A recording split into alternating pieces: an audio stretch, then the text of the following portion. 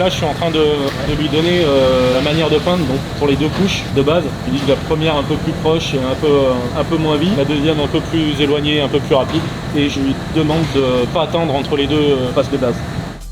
Raphaël Fritsch dirige le premier robot de peinture installé dans un atelier européen. Il n'est pourtant pas peintre de formation, mais doué en informatique. Et en l'employant avec cette machine, la carrosserie Rabatel répond à un problème rencontré par de nombreux carrossiers.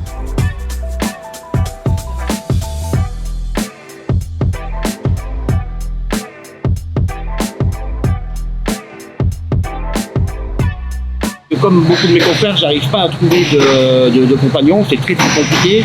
Donc je cherchais une solution pour garder mes compagnons et attirer de nouveaux talents.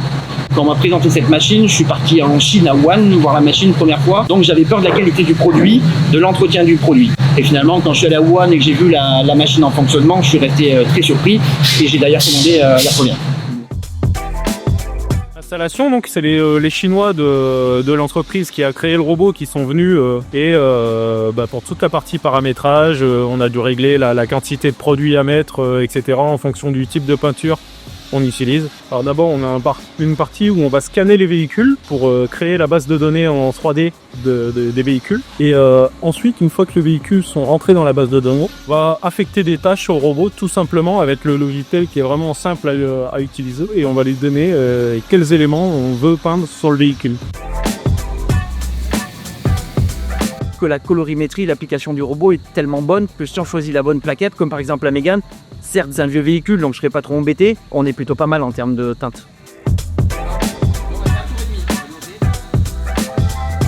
Le point noir que j'entends sur pas mal de mes confrères, c'est comment Méga vont le prendre et la machine va enlever l'humain. La machine n'enlève pas l'humain et moi je ne souhaite pas du tout enlever l'humain. Encore une fois, je le redis parce que voilà, tout le monde me le dit, on a un problème de personnel, on a aussi un problème de qualité.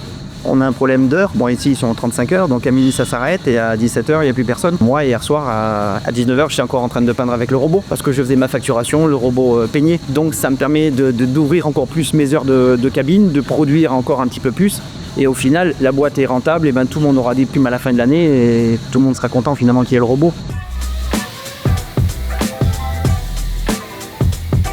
Le robot ne sait pas peindre les éléments neufs, pour la simple et bonne raison que les supports de pièces qui accrochent la pièce neuve, le robot n'arrivait pas à passer derrière, ça taperait dans la coque. Donc il ne fait pas les pièces neuves, il ne fait pas les pavillons, c'est à peu près la seule chose qu'il ne fait pas, et les raccords. Donc le programme est en cours, on va être en test, je pense, début d'année avec les raccords. Ça peint à peu près 2 fois moins vite qu'un peintre. Pour un véhicule comme ça, j'aurais été 2 fois plus rapide que le robot. Mais faut-il encore qu'il y ait quelqu'un qui soit apte à le faire et qui peigne 2 fois plus vite que mon robot. Ça me pose pas trop de problème que ça peigne 2 fois moins vite qu'un gars normal, parce que je sais l'application et in fine j'appuie sur le bouton et je vais faire autre chose. Grégory Chave est tellement enthousiaste qu'il a décidé de se lancer dans l'importation de ce robot. Avec des associés, il a créé Paintgo France.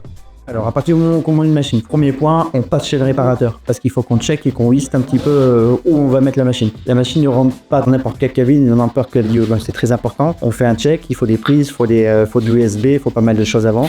Une fois qu'on a fait ça, il y a 1 semaine d'installation, il y a 2 jours. La première journée, on sort tout le matériel de la boîte, on met le rail au sol qui guide la machine, on met la machine et on appareille, on fait tout le montage. Le lendemain, on prend une journée pour calibrer en fait la machine dans l'espace qui lui est dédié, en l'occurrence bien souvent une cabine. Il nous faut un véhicule légèrement grand, type X3, X5 de couleur claire, parce que le scan est plus facile pour lui sur les couleurs claires que sur le noir.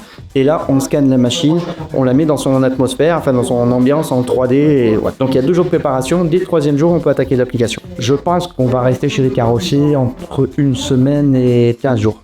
2 robots identiques sont en cours d'installation en Suisse et d'autres carrossiers français seraient aussi intéressés. Mais quel que soit le succès final de ce robot, nul doute qu'il marque un nouveau pas dans l'automatisation de l'atelier.